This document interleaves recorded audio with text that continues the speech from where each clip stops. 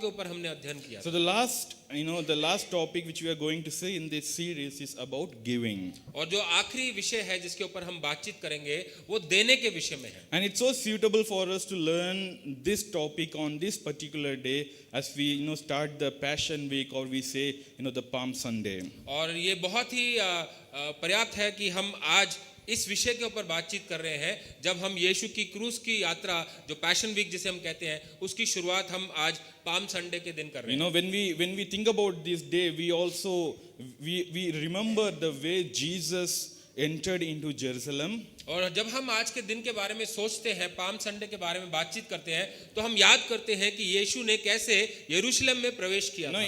Earlier also many times Jesus had entered into Jerusalem, but this entry of Jesus was very special. और इससे पहले भी यीशु यरूशलेम में कई बारी आए थे, लेकिन ये वाली जो आज की उनकी जो एंट्री थी वो कुछ खास थी। Because within a couple of days he would be caught by the soldiers, Roman soldiers, and he is surrendering himself to be a sacrifice for the mankind. क्योंकि इसके कुछ दिनों के पश्चात ही जो रोमी सिपाही हैं वो यीशु को पकड़ लेते हैं और यीशु ने अपने आप को बलिदान कर दिया हमारी खातिर। So we can say that he gave himself for us. तो हम कह सकते हैं कि यीशु ने अपने आप को हमारे लिए दे दिया। Also when we think about Palm Sunday, we remember a man who gave his donkey in order for Jesus to sit on it and to go into the city. और जब हम पाम संडे के बारे में सोचते हैं तो हमें उस व्यक्ति की भी याद आती है जिसने अपने गधे को दे दिया था ताकि यीशु मसीह उसके ऊपर बैठकर यरूशलेम के अंदर आ सके। We remember all those people who took out their cloaks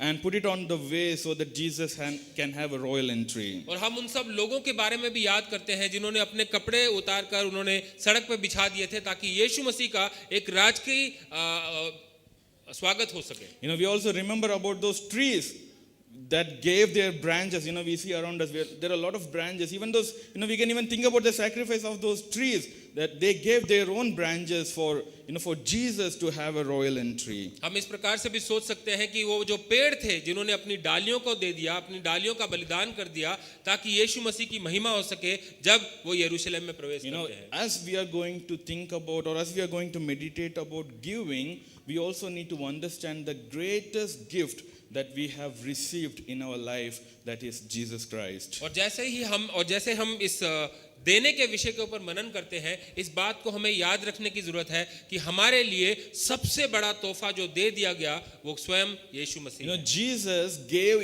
himself to us so that we can be freed from our sins. और यीशु ने अपने आप को हमारे लिए बलिदान कर दिया ताकि हम पापों से मुक्ति पा सकें। And in return for that, we can never do anything that can equal what Jesus has done for us. और उसके बदले में हम यीशु को कुछ भी नहीं दे सकते ताकि हम उसके बलिदान के बराबर अपना कुछ दान कर सकें। But as Christians, we are called to give to the Lord and to one another. और मसीह होने के नाते हमें बुलाया गया है कि हम परमेश्वर के लिए दें और एक दूसरे के लिए भी मदद करें। When we see in the Old Testament, it is a commandment for the people of Israel that each household should give for the Lord. और यदि हम पुराने नियम में देखते हैं तो ये एक आज्ञा थी कि हर एक परिवार को परमेश्वर के लिए देना जरूरी है। And it's not only about money, it includes everything, their possession, their animals, their cultivation.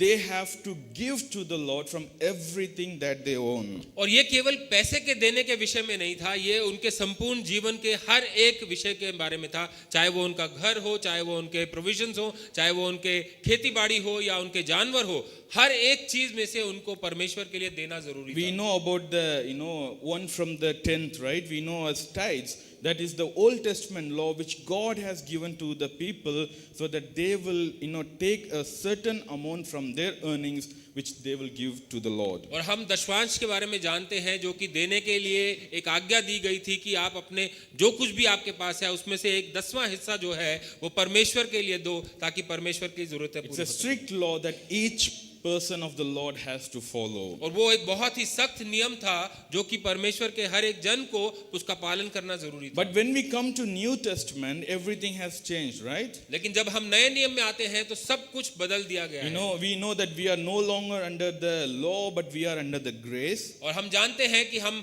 व्यवस्था के नीचे नहीं हैं, हम अनुग्रह के अंदर हैं। And nowhere in New Testament we learn about the rules of giving or especially about tithing. There is no reference to to about that in New Testament. और नए नियम में दशवांश के बारे में या देने के बारे में ऐसा कोई नियम नहीं बताया गया है। But Jesus and the apostles, and especially Paul the apostle, they talk a lot about giving. लेकिन यीशु मसीह और उनके जो चेले हैं, खास तौर से पौलुस जो है, वो देने के विषय में बहुत बार बातचीत You करते know, हैं। Jesus talk about giving to the poor. Jesus talk about giving to one another in order to help one another. यीशु मसीह जो है वो जो गरीब लोग हैं, जिनकी जरूरतें हैं, उनके देने के विषय में बातचीत करते हैं। वो एक दूसरे की सहायता करने के लिए देने के विषय में You बातचीत know, करते Paul, when he talks about giving, he talks about the aspect of helping the church by giving, helping the poor church by giving, helping the servants of God by giving. जब पौलुस देने के विषय में बातचीत करता है तो वो उन कलीसियाओं को देने के लिए कहता है जो कि गरीब हैं, उन लोगों के विषय में बातचीत करता है जो कि अपना पालन पोषण नहीं कर सकते हैं, या उन सेवकों के बारे में बातचीत करता है जो प्रभु की सेवकाई करते हैं, उनको देने के लिए वो कहता है। You know, in Old Testament it was a law, but in New Testament it is a will that we give. You know, it is out of our desire that we give to the Lord. पुराने नियम में ये एक कानून था, एक आज्ञा थी जिसका पालन करना आवश्यक था, लेकिन नए नियम में ये एक आपकी इच्छा है, आपकी स्वयं की इच्छा है कि हमें परमेश्वर के कामों के लिए देना That's है। why Paul says in his epistle, he says that for God loves a cheerful giver. और इसीलिए पौलुस जो अपनी पत्री लिखता है उसमें वो ये कहता है कि परमेश्वर हर्ष से देने वाले से प्रसन्न You होता know, है। that's why when I see across, you know, when I learn from other pastors or when I see about other churches, many churches, they even stop taking offering because they believe that if you are, you know, if you cheerfully want to give, you can give it to the Lord. We will not have any songs or we will not do anything as particular for you to give for the Lord. और ऐसी मैंने बहुत सी कलीसियाएं देखी हैं जहां पर वो देने के विषय में वो कोई बातचीत नहीं करते हैं और वो कलीसिया से ऑफरिंग भी नहीं लेते हैं, क्योंकि वो इस बात को मानते हैं कि यदि आप हर्ष से देना चाहते हैं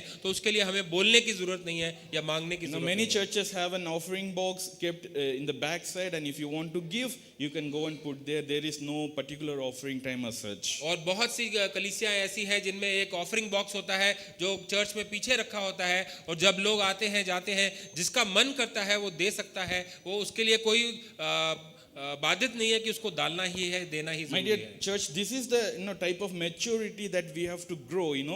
You without anyone saying, without anyone teaching you about giving, you need to know God loved me so much, so I'm going to give it for the Lord. और ये उस प्रकार की मैच्योरिटी है, उस प्रकार का परिपक्वता है जिसमें हमें बढ़ने की जरूरत है कि बिना किसी के बोले, बिना किसी के कहे, हम ये जानते हैं कि मुझे परमेश्वर के लिए देना है और मैं देता हूँ।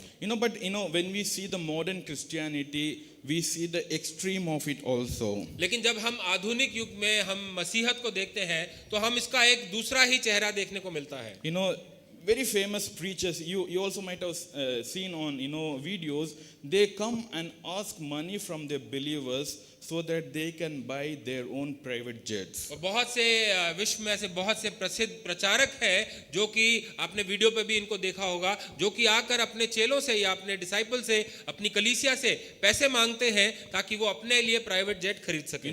Like they ask millions of dollars and they say this helps us to travel around the world and we can proclaim the gospel effectively, so give us more. और वो उनसे लाखों करोड़ों डॉलर्स मांगते हैं ताकि वो अपने आप को एक जगह से दूसरी जगह आसानी से ले जा सके, विश्व भर में वो ट्रैवल कर सके ताकि परमेश्वर का वचन बांट सके और लोगों को परमेश्वर में ला सके, ऐसा कह के वो मांगते हैं। We also see rich pastors or rich ministries asking people money as if they have nothing, and they are saying we really need your help, otherwise we cannot survive. और हम ऐसे बहुत से पासबानों को देखते हैं जो कि बहुत ही धनवान है और बहुत ही धनी है, लेकिन वो अपने कलीसिया से, अपने चेलों से इस प्रकार पैसा मांगते हैं जैसे कि उनके पास आर्थिक रीति से कुछ भी नहीं है और उनका दिवालिया निकल चुका है। Some years ago, a very famous pastor or a minister of God from our country, he passed away. और कुछ साल पहले, कई साल पहले हमारे देश में एक बहुत ही प्रमुख प्रचारक थे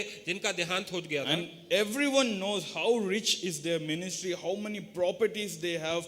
It's well known for everyone. और हर कोई जानता है कि वो कितने धनवान थे और उनके पास कितनी प्रॉपर्टीज हैं, कितनी जमीन है उनके पास। But you know what his son did on the day of funeral, in front of everyone, he stood up and he cried and he said, "We have no money with us to bury our father, please help us to bury him. और उस दिन जिस दिन उनके पिता का देहांत हुआ और उनका फ्यूनरल था, तो उनके जो बेटे हैं उन्होंने लोगों के सामने आकर गिड़गिड़ाकर रोकर उनसे कहा कि हमारे पास अपने पिता को दफनाने के लिए भी पैसे नहीं है, आप हमारी मदद कीजिए। You know, they showed themselves as they are financially broke, and force people to give for them. वो अपने आप को इस प्रकार दिखाते हैं कि वो आर्थिक रीति से वो बिल्कुल खाली हो चुके हैं और वो लोगों को मजबूर करते हैं कि वो उनका पैसा दें। This is one side, and in other way, even through teachings, people are being lured to give money to the church. और ये एक तरीका है, लेकिन लोग अपनी शिक्षाओं के द्वारा भी लोगों को पैसा अपने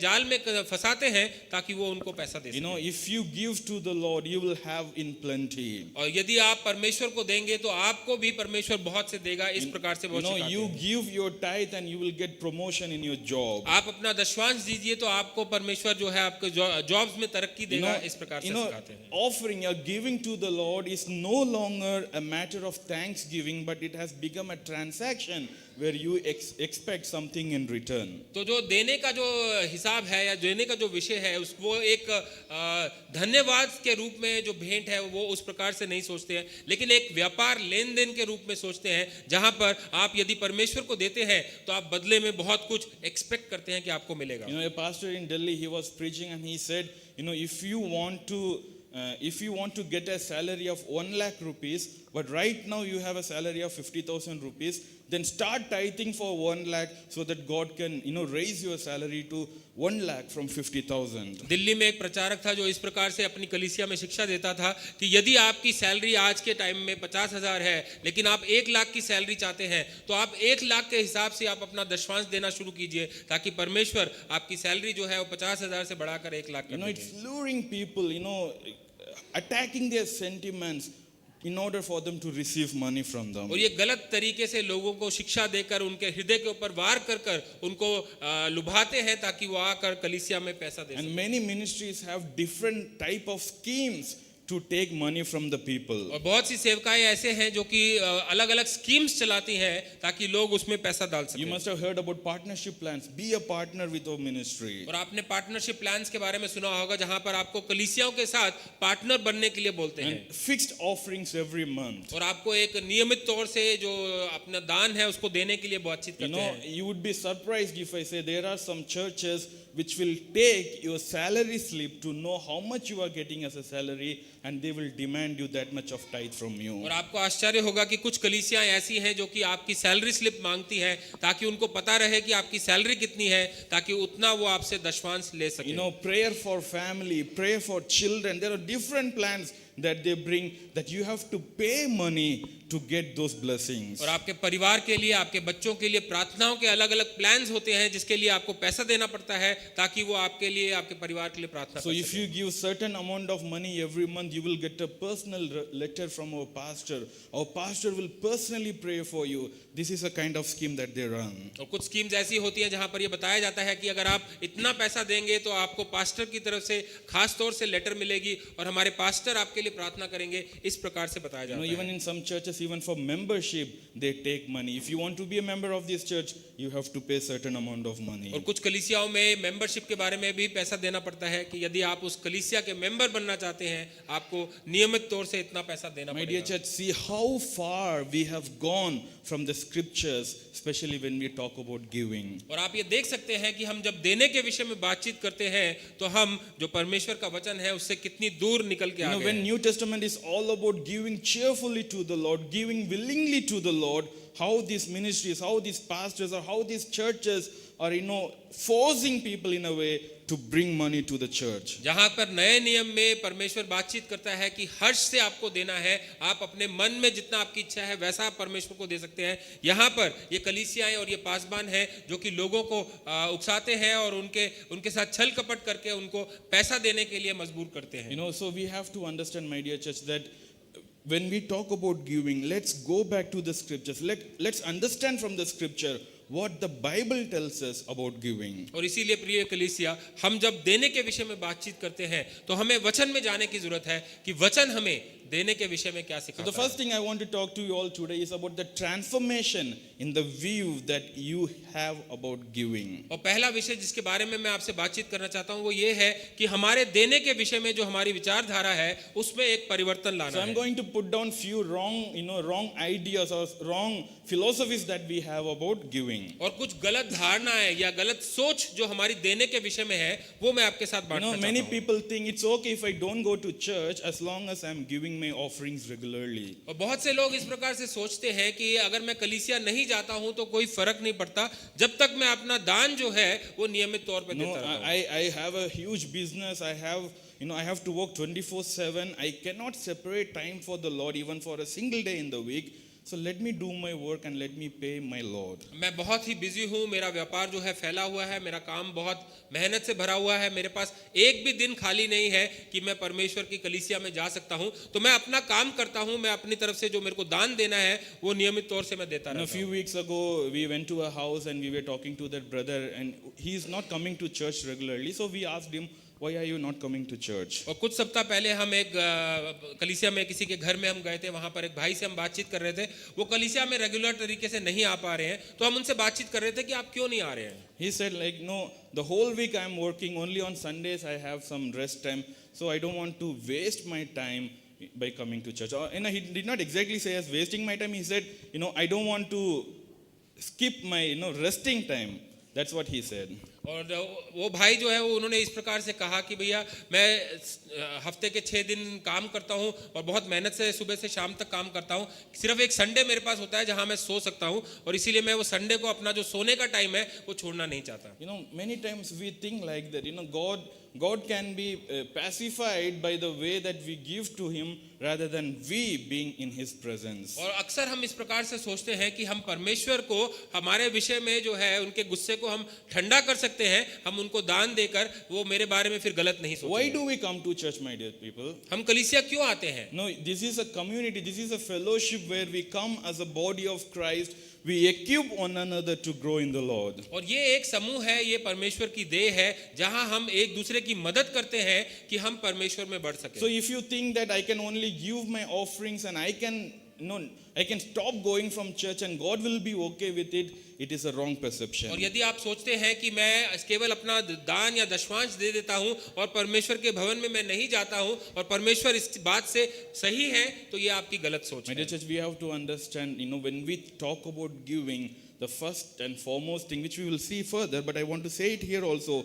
it is we giving ourselves to the Lord. और सबसे पहली बात जो हमें ध्यान रखने की है, जिसके बारे में हम आगे बातचीत भी करेंगे, वो ये है कि हमें अपने आप को परमेश्वर को देना Now, है। one more, wrong understanding that people have is people must acknowledge my giving. Whenever I give to the church, everyone should know what I am giving. और एक और गलत सोच या गलत धारणा ये है कि लोग सोचते हैं कि जब मैं कलीसिया में देता हूं तो लोगों को पता होना चाहिए कि मैंने दिया है या कितना दिया है। You must have seen in many mainland churches, in the fans or in the chairs, everywhere it is written donated by so and so person. और आपने कुछ बड़ी बड़ी कलीसियाओं में इसे देखा होगा कि बहुत से जो सामान होते हैं उन चर्चेज में उसके ऊपर लिखा होता है कि ये किसने डोनेशन दी है। I know some churches where in their monthly magazines there will be a particular page or pages where it will be written the name of the person and how much offering that they have given. It will go to the entire church, to the entire families of the church. और कुछ कलीसियाओं में हर महीने एक साप्ताहिक पत्रिका छपती है जिसमें कुछ पेजेस होते हैं जिनमें उन लोगों के नाम लिखे होते हैं और कितना दान उन्होंने दिया है, इस प्रकार से लिखा होता है और ये पूरी कलीसिया में बंटता है। If you want, you can tell the assistant pastor or the secretary of the church and they will go and announce in the church, this person has given so much of money for this ministry of the church. और यदि आप पासबान से या secretary से आप बात करेंगे तो वो आपको कलीसिया में अनाउंसमेंट भी करके बता देंगे कि आपने इतना दान इस चीज के लिए दिया है। But what does Bible teach us, my dear church? लेकिन वचन हमको क्या बताता है? In Matthew chapter 6, when we read, Jesus says, when you do it in secret.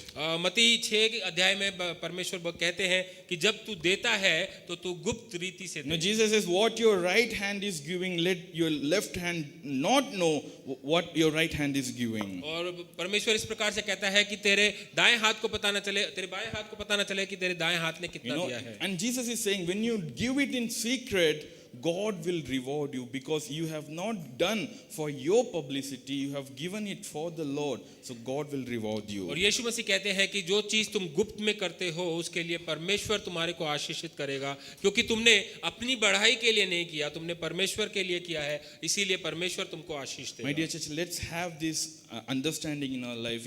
You don't have to give and to proclaim to everyone, I have given so much of money for the और church. प्रिय कलीसिया, ये बात हमें अपने ध्यान में रखने की जरूरत है कि हमें इस धारणा से नहीं चलना है कि हमने यदि दिया है तो लोगों को पता होना चाहिए कि हमने क्यों दिया है। One more wrong understanding that people have is, if I miss giving, God will be angry with me. और एक और गलत धारणा जो है वो ये है कि यदि मैं अपने देने में चूक जाता हूं तो परमेश्वर मुझसे गुस्सा हो जाएगा। Sometimes I have seen people in church coming and asking money from each other, saying, I forgot my wallet, I forgot to bring money, so please can you give some money, I will put in the offering and I will pay it back to you. You don't have to do that. It's not that God is going to kill you if you miss giving on Sunday. और अक्सर ऐसा होता है कि लोग कलीसिया में आते हैं और यदि वो दान देने के लिए उनके पास पैसा नहीं है या नहीं लेके आते हैं तो वो एक दूसरे से पैसा मांग रहे होते हैं कि भाई मुझे दे दो कि मैं दान कर सकूं और मैं बाद में तुम्हें लौटा दूंगा। ये सोचना गलत है कि परमेश्वर हमारे को दंड देगा यदि हमने उसको नहीं दिया। We are no longer under the burden of the law, my dear church. और हम व्यवस्था के अधीन नहीं है इस समय। If you read Galatians chapter 2 verse 16, गलातियों 2:16 को यदि हम पढ़ेंगे, and it's written there, know that a person is not justified by the works of the Lord, but by faith in Jesus Christ. और यहाँ इस प्रकार लिखा है, तो भी यह जानकर कि मनुष्य व्यवस्था के कामों से नहीं पर केवल यीशु मसीह पर विश्वास करने से धर्मी ठहरता है। Hallelujah. Hallelujah. You are not being justified by the amount of offering that you give, rather you have been justified by the faith that you have on Christ Jesus. आप कितना दान देते हैं उसके द्वारा आप धर्मी नहीं ठहराए जाते, लेकिन आपका विश्वास प्रभु यीशु मसीह पर कितना है इसके द्वारा आप धर्मी ठहराए So जाते don't हैं। be scared, don't be afraid when you forgot to bring or when you miss giving an offering on a Sunday. God is not going to be angry with you. तो इस बात से आप घबराए नहीं कि यदि आप जो है अपना दान लाना भूल जाते हैं या किसी एक संडे आप दान नहीं दे सकते, परमेश्वर आपसे क्रोधित नहीं होगा। One more wrong understanding that people have is, I'm giving very small, my small offering would not have any impact. और एक और गलत सोच जो है वो ये है कि मेरा जो दान है बहुत छोटा है, इसके द्वारा किसी पर कोई असर नहीं पड़ेगा। I'm not earning that much. Even if I give, how much I'm going to give? So it's better for me not to give. और मेरी जो सैलरी है या मैं इतनी जो कमाई है वो इतनी नहीं है, तो मैं जितना भी दूंगा उससे क्या फर्क पड़ेगा, तो इससे बेहतर है कि मैं नहीं देता। My dear church, it's the willingness that you have to give for the Lord. It's not about the amount that you have that you are planning to give for the Lord. प्रिय कलीसिया, परमेश्वर आपके हृदय को देखता है जब आप देते हैं कि आप किस हृदय से देते हैं, वो कितना आप देते हैं इस चीज को नहीं देखता। In 2 Corinthians chapter 8 verse 12, I want you all to open the Bible and see there 2 Corinthians 8:12. दूसरा कुरिन्थियों उसका 8वां अध्याय 12वीं आयत। It's written, for if the willingness is there, the gift is acceptable according to what one has, not according to what one does not have. यहाँ इस प्रकार लिखा है, क्योंकि यदि मन की तैयारी हो तो दान उसके अनुसार ग्रहण भी होता है जो उसके पास है, ना कि उसके अनुसार जो उसके पास नहीं। My dear church, it's not how much you plan to give, which you wish to give, but it is how much you have. According to that you start to give. और ये इस प्रकार की सोच नहीं है कि जितना मैं सोचता हूं, मैं देना चाहता हूं या मैं देना मांगता हूं, लेकिन जितना आपके पास है उसके हिसाब से आपको देना शुरू करना Never be hesitant to give whatever you have, whatever you can afford, cheerfully and willingly to the Lord. तो जो आपके पास है और जो आप दे सकते हैं उसको हर्ष के साथ आप परमेश्वर के लिए Many दीजिए। churches will not teach you this. They will tell you, give yourself, take out your rings, take out your chains and throw it in the offering box. That's what they are teaching. But what is the scripture telling us?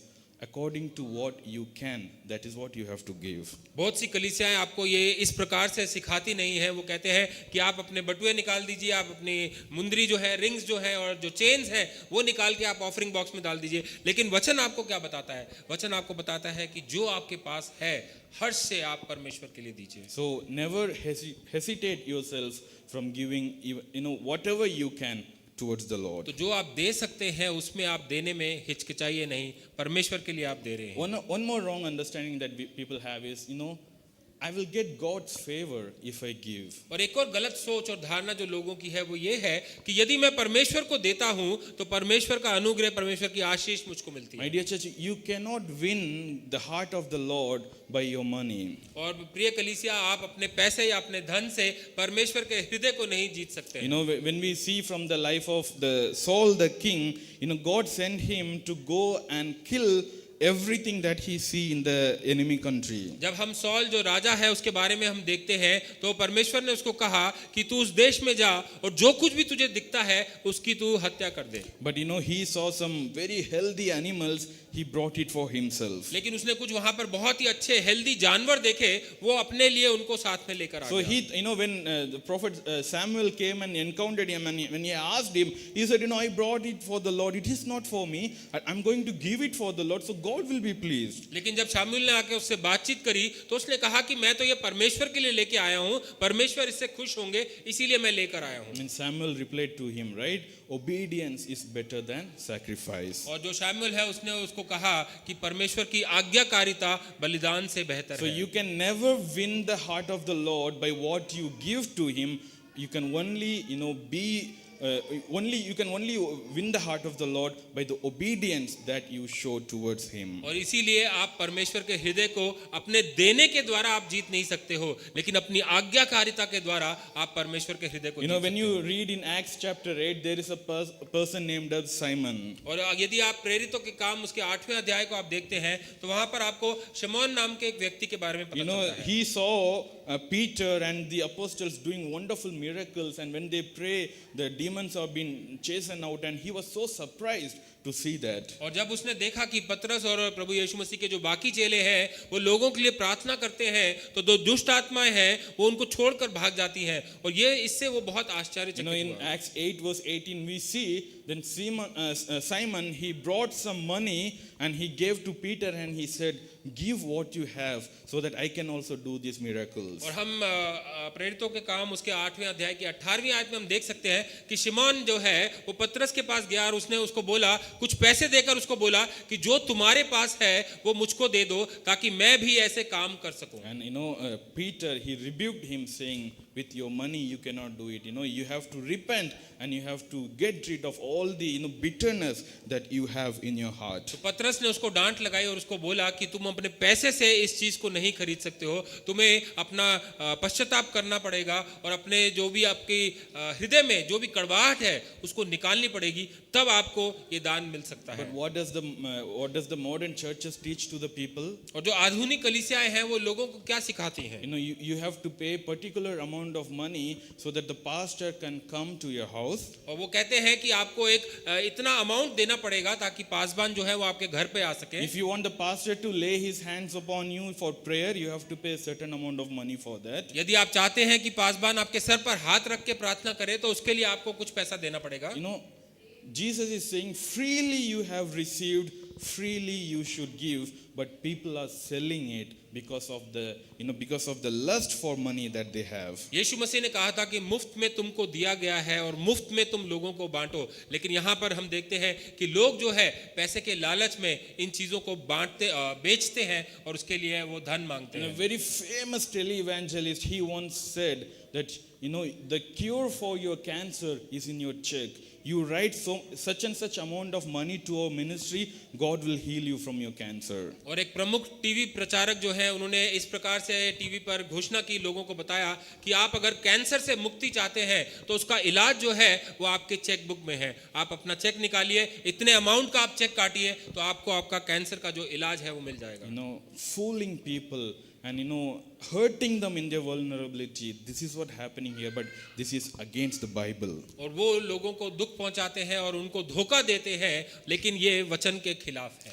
My dear church, so we have to transform the way we think about giving. तो प्रिय कलीसिया, इसलिए हमको अपना जो विचारधारा है उसमें बदलाव लाने की जरूरत है, अपनी सोच को बदलने की जरूरत So है। how should we give? तो हमें किस प्रकार से देना चाहिए? You should give yourself. That is the first thing that, as I said, you have to give yourself towards the Lord. और इसीलिए पहली बात जो मैंने आपको बताई थी वो यही थी कि आपको स्वयं को, अपने आप को परमेश्वर को देने की जरूरत Now, है। it happens when you realize that you belong to the Lord. और ये तभी होता है जब आपको इस बात का एहसास हो जाता है कि आप परमेश्वर के हैं। You know, especially in Galatians, when we read about the redemptive work of Christ. You know, through the sacrifice on the cross, He has purchased us. He has redeemed us. और गलातियों में हम परमेश्वर के उद्धार के कार्य के बारे में हम पढ़ते हैं कि उसने अपने बलिदान के द्वारा हमको छुड़ा दिया है और हमको खरीद लिया है। Jesus gave His blood for our salvation. यीशु मसीह ने अपने लहू को बहाया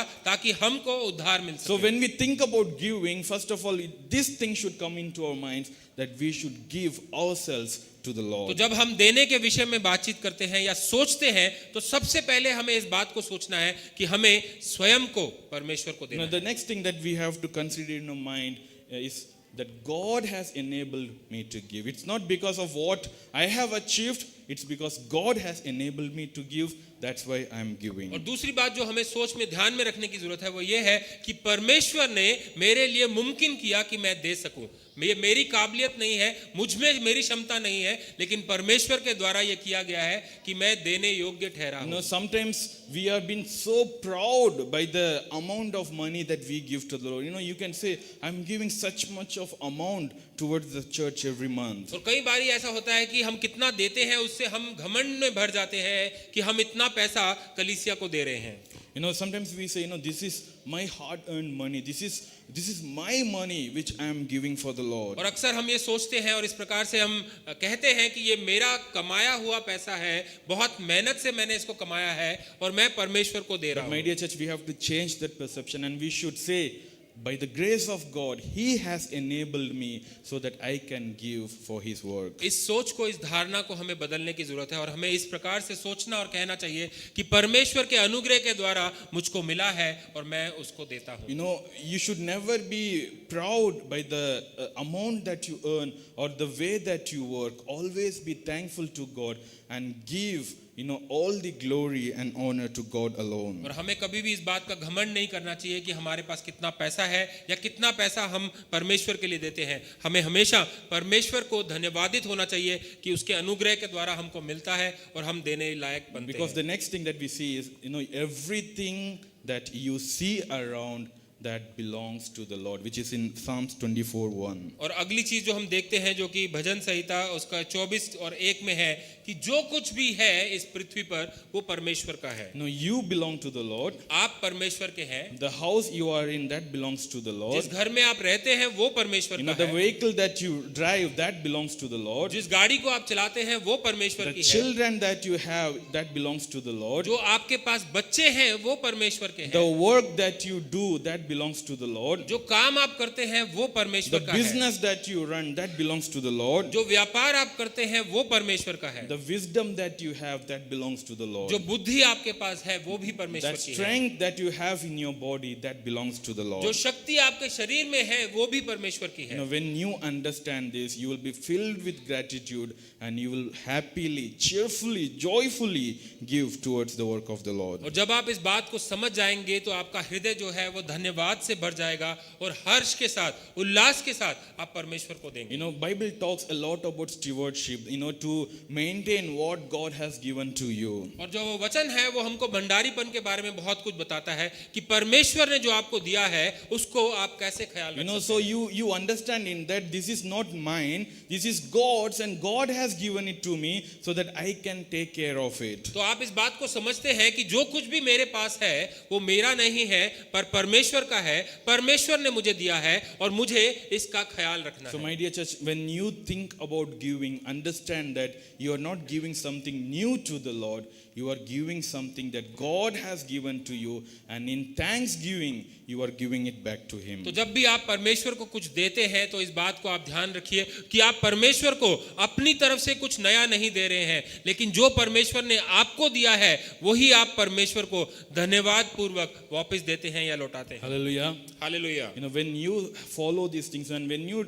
transform your way of thinking, when you think about giving, God will surely bless you. The blessing is there for everyone who is giving for the Lord. तो जब आप अपनी विचारधारा को, अपनी सोच को बदल देते हैं और इस रीति से आप परमेश्वर को देते हैं, तो परमेश्वर आपको आशीषित करेगा। Hallelujah. परमेश्वर की आशीष हर एक के लिए है। Amen. आमीन। You know, the next thing I want to talk to you all is about giving that is done with sacrifice. और जो अगली बात है जो मैं आपके साथ बातचीत करना चाहता हूं वो ये है कि आपका जो देना है वो बलिदान पूर्वक होना Now I चाहिए। want you all to read this scripture which is in Mark chapter 12. और मरकुस रचित सुसमाचार उसका 12वें अध्याय में आप ये निकाल सकते You know, हैं। Jesus was in the temple, और यीशु मसीह आराधनालय में थे, and you know that when the time of offering came, Jesus sat nearby the offering box and he observed the people, those who were giving the offering. और जब दान का समय आया तो यीशु जो दान पेटी थी उसके पास में जाकर बैठ गए और वो लोगों को दे रहे थे, देख रहे थे कि वो किस प्रकार से देते You know, हैं। the Bible says many rich people throw in large amounts, but a poor widow came and put in 2 very small copper coins worth only a few cents. तो वचन इस प्रकार बताता है कि बहुत से धनवान व्यक्ति बहुत सा पैसा और पैसों की थैलियां उस दान पेटी में डाल रहे थे, लेकिन एक गरीब विधवा आई और उसने अपनी जो 2 सिक्के थे वो उसने उस दान पेटी में डाले। You know, by looking at that, Jesus called his disciples and he said, "Truly I tell you, this poor widow has put more into the treasury than all the others." और ये देखकर उसने अपने चेलों को बुलाया और उनसे कहा, तब उसने अपने चेलों को पास बुलाकर उनसे कहा, मैं तुमसे सच कहता हूं कि मंदिर के भंडार में डालने वालों में से इस कंगाल विधवा ने सबसे बढ़कर डाला है। They all give out of their wealth, but she, out of her poverty, put in everything, all she had to live in. क्योंकि सब ने अपने धन की बढ़ती में से डाला है, परंतु इसने अपनी घटी में से जो कुछ उसका था अर्थात अपनी सारी जीविका डाल दी है। My dear church, do you understand what is happening here? तो आप सोच सकते हैं कलीसिया कि यहाँ पर क्या हो रहा You है। know, many people are coming and they are giving it for the Lord. बहुत से लोग आ रहे हैं और वो परमेश्वर के लिए दे रहे हैं। You know, it is 2000 years back, right? Those days they don't have these notes. They all had, you know, coins only. और ये 2000 साल पहले की बात है। उस समय लोगों के पास जो नोट होते थे वो नहीं थे, उनके पास केवल सिक्के होते थे। So the rich people, when they put, it will make a lot of noise. You know, they will be keep on throwing coins and it will make much noise. And people will know so many, you know, this person is giving a lot of offering. तो जब धनवान व्यक्ति उस पेटी में अपना दान डालता था तो बहुत सारे सिक्के वो उसमें डालता था, तो वहां पर बहुत आवाज होती थी, सिक्के खनकते थे, लोगों को पता लगता था कि ये व्यक्ति कितना दान डाल रहा है। But when this widow came, she just threw 2 small coins which would have made no noise at all. तो लेकिन जब ये विधवा आई तो उसने ये 2 सिक्के डाले जो कि पेटी में गए तो होंगे लेकिन शायद कोई आवाज नहीं आई होगी। But Jesus saw that. लेकिन यीशु मसीह ने उसको देखा। You know, he called his disciples and he gave them a very wonderful lesson on that day. और उसने अपने चेलों को बुलाकर एक बहुत ही अच्छी शिक्षा उनको दी इस बारे में। He said, you know, those rich people, out of their wealth that they are giving, but this woman gave out of all that she had, तो on उसने- which she would live. उसने अपने चेलों से ये कहा कि ये जो व्यक्ति धनवान व्यक्ति है उन्होंने तो अपनी बढ़ती में से दिया है, उन्होंने के पास इतना है कि उन्होंने जो दिया है उससे उनको फर्क भी नहीं पड़ेगा, लेकिन इस कंगाल विधवा ने जो कुछ भी इसके पास था अपना जीवन चलाने के लिए उसने वो सब कुछ डाल दिया Now, है। my dear church, many times, you know, when we talk about giving, you know, we always think about the financial struggles that we go through in our daily life. और प्रिय कलीसिया, जब भी हम देने के विषय में बातचीत करते हैं या सोचते हैं तो हम अपनी जो आर्थिक जीवन है, हमारा जो सैलरी है या हमारे पैसे हैं, उसके विषय में हम सोचते हैं कि कितनी मुश्किलों से हम गुजर रहे You know, हैं। we work so hard, and when we get our money,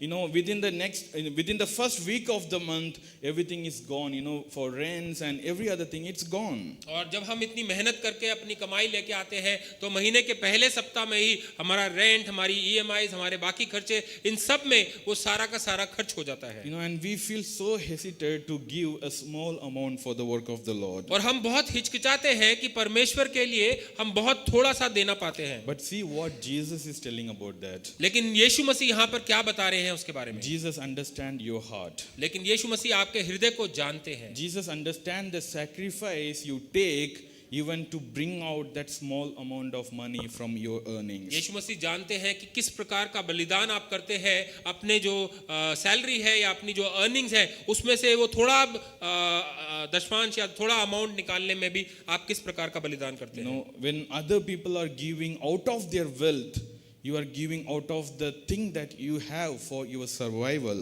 जब बाकी लोग अपने धन में से कुछ निकाल के देते हैं आप उसमें से निकाल के दे रहे हो जो आपके अपने सर्वाइवल के लिए जरूरी है. But God acknowledges that. God blesses that. लेकिन परमेश्वर उसको जानते हैं और परमेश्वर उसको आशीषित करते You know, हैं. that is a beautiful giving, my dear church. और यही एक सुंदर दान होता है. You know, even when you know that you will struggle, but still you plan and you give to the Lord out of thanksgiving because you trust in the Lord that God will take care of you. जबकि आप जानते हैं कि आपकी आर्थिक situation जो है वो खराब है फिर भी आप परमेश्वर के कामों के लिए देते हैं. परमेश्वर इसको देखता है और वो आपको आशीषित करता है और आपके इस दान का वो मान करता है. You know, so you don't worry about, you know, how much I am giving for the Lord. When you know how you are giving for the Lord and when God knows it, it's between you and God. You have no reason to answer to anyone. तो आप इस बारे में चिंता मत कीजिए कि आप परमेश्वर के लिए कितना देते हैं. आप जो देते हैं वो परमेश्वर जानता है. ये आपके और परमेश्वर के बीच में है और परमेश्वर आपको उसके लिए आशीष करेगा. You know, God knows the sacrifice you take, you know, that you go through to give that money to the Lord, and God will acknowledge it. परमेश्वर जानता है कि किस प्रकार का बलिदान आप करते हैं जब आप उसको देने के विषय में आप सोचते हैं या आप प्लान करते हैं और परमेश्वर इसका आदर करेगा. You know, there is one more example in Bible. We can read that in 2 Corinthians chapter 8. दूसरा कुरिन्थियों उसकी 8वें अध्याय में हम एक और चीज को देख सकते हैं. You know, Paul talks about the church in Macedonia. पौलुस यहाँ पर मकिदुनिया के जो कलीसिया है उसके बारे में बातचीत You करता know, है. he says that, you know, he appreciates them for the way that they give. और वो उनकी प्रशंसा करता है कि किस रीति से वो कलीसिया दान देती You know, है. he says in the midst of a very severe trial, their overflowing joy and their extreme poverty welled up in rich generosity. For I testify that they gave as much as they were able, and even beyond their ability, entirely on their own. They urgently pleaded with us for the privilege of sharing in this service to the Lord's people, and they exceeded our expectations. They gave themselves first of all to the Lord, and then by the will of God also to us. और इस प्रकार से दूसरी आयत से वो कहता है कि कलेश की बड़ी परीक्षा में उनके बड़े आनंद और भारी कंगालपन में उनकी उदारता बहुत बढ़ गई. उनके विषय में मेरी यह गवाही है कि उन्होंने अपनी सामर्थ भर वरन सामर्थ से भी बाहर मन से दिया और इस दान में और पवित्र लोगों की सेवा में भागी होने के अनुग्रह के विषय में हमसे बार बार बहुत विनती की.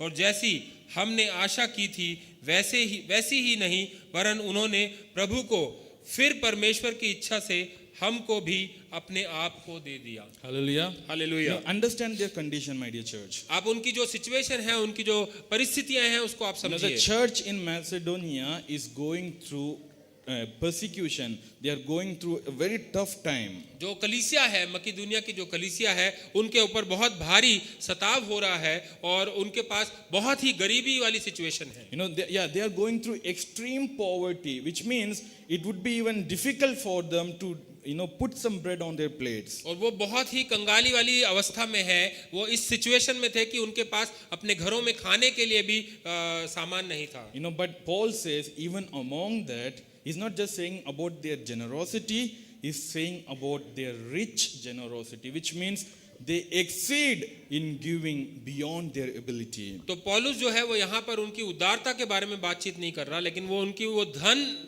धनवान वाली उदारता के बारे में बात कर रहा है कि उन्होंने जो जितना वो दे सकते थे अपनी सामर्थ से बढ़कर उन्होंने दिया और उन्होंने बहुत ही उदार पूर्वक दिया. No, that's what Paul is testifying, right? You see there, for I testify that they gave as much as they were able and even beyond their ability. और इसीलिए पौलुस गवाही भी देता है यहाँ पर कि उनके विषय में मेरी यह गवाही है कि उन्होंने अपनी सामर्थ भर वरन सामर्थ के बाहर भी मन से दिया. You know, that is the way they thought, you know, to be partnered in ministry, that they said, no problem, even if you're going through difficulties, no problem, but we will do our best to help the work of the Lord. और इस प्रकार से उस कलीसिया ने सोचा कि वो पौलुस की जो सेवकाई है उसमें वो भागीदारी ले सके कि हमारे पास तो नहीं है लेकिन फिर भी हम कोशिश करेंगे कि जितना हमसे बन पड़े उतना हम परमेश्वर के लिए My करेंगे। dear church, I am a testimony for this. How God has blessed me, my family, whenever I give to the Lord. और ये मेरे जीवन की भी गवाही है कि मैं अपने जीवन के द्वारा कह सकता हूँ कि परमेश्वर ने मुझको कितना आशीषित किया जब मैं परमेश्वर को देता हूँ। Me and my wife, we would often wonder by thinking about this. We would not have sufficient for us, but when we go and help someone on that same day, either we get the same amount back from someone else, or beyond that also we get. This is wonderful way in God blesses us. और बहुत ही अद्भुत रीति से परमेश्वर हमारी मदद करता है। मैं और मेरी पत्नी अक्सर सोचते हैं कि जब हमारे पास अपने लिए पर्याप्त नहीं होता लेकिन हम अगर किसी की मदद करते हैं तो उसी दिन परमेश्वर या तो वही अमाउंट हमको वापस दिला देता है या उससे बढ़कर हमको मिल जाता है। तो ये परमेश्वर की अद्भुत रीति है। A few weeks ago, we both sat down and we discussed about our financial condition, and we took some decision and we sat and we prayed. और कुछ सप्ताह पहले हम लोगों ने बैठ के अपनी आर्थिक जो स्थिति है उसके बारे में हमने देखा और हमने कुछ डिसीजन लिए और हमने उसके लिए प्रार्थना भी की। You would not believe the moment we said amen, I got a notification on my phone. और आप ये मानेंगे नहीं कि वो प्रार्थना खत्म करके जैसे ही हमने आमीन बोला मेरे जो फोन है उसमें मेरे को एक एसएमएस आया। I opened and I saw a particular amount of money has been received in my bank account. और मैंने अपने जो एसएमएस है उसको खोला तो एक अमाउंट जो था वो मेरे बैंक में क्रेडिट हो चुका था। Which was a difficult task for me to receive that money, but when we decided and when we prayed, God, did that wonder, and we were so happy when we saw that God is really there when we trust in Him. तो वो जो amount था वो मेरे लिए पाना थोड़ा सा मुश्किल था, लेकिन जब मैं परमेश्वर को हम समर्पित कर देते हैं, प्रार्थना में हम अपने आप को समर्पित कर देते हैं, तो वो परमेश्वर हमारे लिए कर देता है और वो हमारे लिए उस समय बहुत ही अच्छा था और परमेश्वर का हम धन्यवाद। What I am trying to say, my dear church, your condition or the way you live should not stop you from giving for the Lord. और मैं कहने की ये कोशिश कर रहा हूँ कि जिस प्रकार से आप रहते हैं या अपने जीवन को बिताते हैं वो आपको परमेश्वर को देने के लिए रोकना नहीं चाहिए। Today what you can give for the Lord, you start giving it from there and you see the God's blessing in your life. आज आप परमेश्वर को क्या दे सकते हैं, कितना दे सकते हैं, वहां से आप शुरुआत कीजिए और फिर आप परमेश्वर की आशीषों को अपने That's जीवन what में Jesus देखिए। said. The one who is faithful in little things, God will bless him to be a master for many things. और यही यीशु मसीह ने कहा था कि जो कि थोड़े में विश्वास योग्य ठहरता है, परमेश्वर उसको बहुत का अधिकार देता है उसको संभालने के लिए। Your giving should be done sacrificially. तो आपका जो देना है वो बलिदान पूर्वक देना होना चाहिए। Understand that you are giving it for the Lord, not to anyone else. और इस बात को आप सोचिए कि आप परमेश्वर के लिए दे रहे हैं, किसी और के लिए नहीं दे रहे हैं। When you are committed to give for the Lord, never turn away from that commitment. और जब आप परमेश्वर को देने के लिए प्रतिबद्ध हैं और आपने ये बात ठान ली है तो उस बात से आप मुंह ना फेरिए। The last thing I want to talk to you all today is giving brings God's blessing in your life. और जो आखिरी बात मैं आपसे बातचीत करना चाहता हूँ वो ये है कि देने से परमेश्वर आपके जीवन में आशीष लाता है। In Bible, in many places in the Bible, you can read about this. When the people faithfully gave to the Lord, God blessed them abundantly. वचन में आप इन बातों को बहुत जगह पर देख सकते हैं कि जब लोगों ने विश्वास योग्यता के साथ दिया तो परमेश्वर ने उनको आशीषें दी। One more thing I want to add here, when we talk about giving in New Testament, it does not talk only about giving to the church. It talks about giving to one another also. जब हम नए नियम में देने के विषय में बातचीत करते हैं तो ये केवल कलीसिया को देने के विषय में बातचीत नहीं है, ये अपने आप को एक दूसरे के लिए भी देने के बारे में बातचीत that's what exactly Jesus is talking here. Luke chapter 14 verses 12 through 14. He says, when you give a lunch on or dinner, do not invite your friends, your brothers or sisters, your relatives or your rich neighbors. If you do, they may invite you back, and so you will be repaid. But when you give a banquet, invite the poor, the crippled, the lame, the blind, and you will be blessed. Although they cannot repay you, you will be repaid at the resurrection of the righteous. तो यहाँ पर वो इस प्रकार से कहता है, जब तू दिन का या रात का भोज करे तो अपने मित्रों या भाइयों या कुटुंबियों या धनवान पड़ोसियों को ना बुला, कहीं ऐसा ना हो कि वे भी तुझे न्योता दें और तेरा बदला हो जाए। परंतु जब तू भोज करे तो कंगालों, टुंडों, लंगड़ों और अंधों को बुला, तब तू धन्य होगा, क्योंकि उनके पास तुझे बदला देने को कुछ नहीं, परंतु तुझे धर्मियों के जी उठने पर इसका प्रतिफल मिलेगा। Hallelujah. Hallelujah. As humans, we always tend to be, friends with people, those who are in our same status or, beyond our status. We want to be with those people because we know that you can, both give and take from each other. जब हम मनुष्य होने के नाते हम लोग अक्सर ऐसे सोचते हैं कि हमारे जो मित्र हैं, हमारे जो आसपास के लोग हैं, वो हमारे स्टेटस के हमारे जैसे ही लोग होने चाहिए, क्योंकि जब आप उनको देते हैं या लेते हैं तो आप बराबरी में आप लेन देन कर सकते हैं। It's okay. I mean, it's good to have friends, those who are doing well. But what Jesus is saying here, when you want to do charity, do it for such people, those who cannot pay back to you. और ये सही भी है कि आप ऐसे लोगों के साथ जो अच्छा है, अपने जीवन में अच्छा कर रहे हैं, उनके साथ आपकी मित्रता है। लेकिन यीशु मसीह कहते हैं कि जब आप दान करना चाहते हैं या जब आप अच्छे काम करना चाहते हैं तो ऐसे लोगों के लिए कीजिए जो आपको वापस ना दे सके। In other words, to say, Jesus is saying, when you are giving, do not expect anything in return. तो दूसरी रीति में यदि हम सोचें तो प्रभु यीशु मसीह इस प्रकार से कह रहे हैं कि जब आप देते हैं तो बदले में आप वापस पाने की इच्छा ना रखें। But the point is saying giving brings God's blessings. I mean, it means you are expecting something in return, right? लेकिन यहाँ पर जो विषय है, जो हम पॉइंट की बात कर रहे हैं, वो ये है कि जब हम देते हैं तो परमेश्वर की आशीषें हमको मिलती हैं, तो हम कुछ ना कुछ बदले में वापस एक्सपेक्ट कर रहे हैं। If I ask each one of you, what is going on in your mind when you stretch out your hand and put some money in the offering box? यदि मैं आपसे एक सवाल करूं कि आपके हृदय में या आपके मन में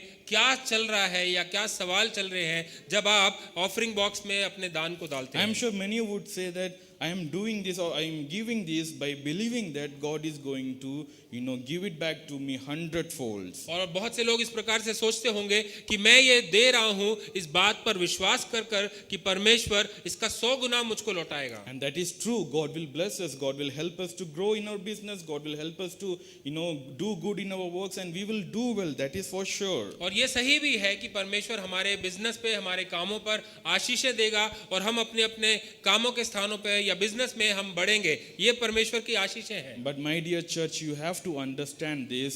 The return of your blessings is not necessarily always earthly. Sometimes it is heavenly also. लेकिन आपको ये बात सोचने की जरूरत है कि जरूरी नहीं है कि आपकी जो आशीषें हैं जो आपको मिलती हैं वो हमेशा सांसारिक रीति से हो सकता है कि वो आशीषें स्वर्गीय आशीषें भी हों। That's what the last line says, right? Jesus is saying, you will be repaid at the resurrection of the righteous, which means on the day when God is going to come back, when Jesus is going to come back, that day we will be repaid. तो यीशु मसीह यहाँ पर कहते हैं कि तुम्हारा को जो वापसी है वो तुम्हारे को जो धर्मी जन है जब उनका पुनर्जीवन जब वो पुनर्जीवित होंगे उस समय तुम्हारे को तुम्हारा जो रिवॉर्ड है या तुम्हारे को जो तुम्हारे जो आशीष है वो उस समय तुम्हारे को मिलेंगी। But you might say, but I want it right now. I want to enjoy my life right now. लेकिन आप कह सकते हैं कि मुझे अपने जीवन का आनंद अभी उठाना है, इसीलिए मुझे वो आशीषें अभी चाहिए। By thinking like this, if you are giving for the Lord or if you are giving to one another, God will never accept that, my dear church. और इस प्रकार की सोच से यदि आप परमेश्वर को देते हैं तो परमेश्वर आपके दान को कभी भी ग्रहण नहीं करते When हैं। you give cheerfully, give with thanksgiving, and God knows when to reward you and how to reward you. और जब आप देते हैं तो आप हर्ष से दीजिए, आप उल्लास के साथ, आनंद के साथ दीजिए, और परमेश्वर जानता है कि उसको आपको आशीषें देनी है, कब देनी है और क्या आशीषें देनी If है। God wants to bless you right now on this earth, He is able to do that. यदि परमेश्वर को आपको इसी समय इस संसार में आपको आशीषित करना है, परमेश्वर वैसा कर But सकता in है। God's plan, His blessings are there for you in eternity. You have to wait for that. लेकिन यदि परमेश्वर के प्लान में, परमेश्वर की योजना में आपकी जो आशीषें हैं वो अनंत काल के जीवन में है तो आपको उसके लिए इंतजार करना है। Having this mindset helps us to align ourselves toward the Lord. और इस प्रकार की सोच होने के वजह से हम अपने आप को परमेश्वर की योजना के साथ जोड़ सकते हैं। It helps us to keep our mind in the important things that we have to focus on. और ये जो है वो हमारे मन को, हमारे हृदय को उन जरूरी बातों के ऊपर ध्यान केंद्रित केंद्रित करने में मदद करता है। As it's written in Matthew chapter 6 verse 21, it says, where your treasure is, there your heart will be also. मत्ती 6:21 में इस प्रकार से लिखा है कि जहां तेरा धन है वहां पर तेरा हृदय भी लगा So होगा। if you believe that God has kept a lot of treasure for you in eternity, your mind will always think about eternity. तो यदि आप इस बात को सोचेंगे कि परमेश्वर ने आपके लिए बहुत सा ट्रेजर, बहुत सा धन जो है वो अनंत काल में रखा है,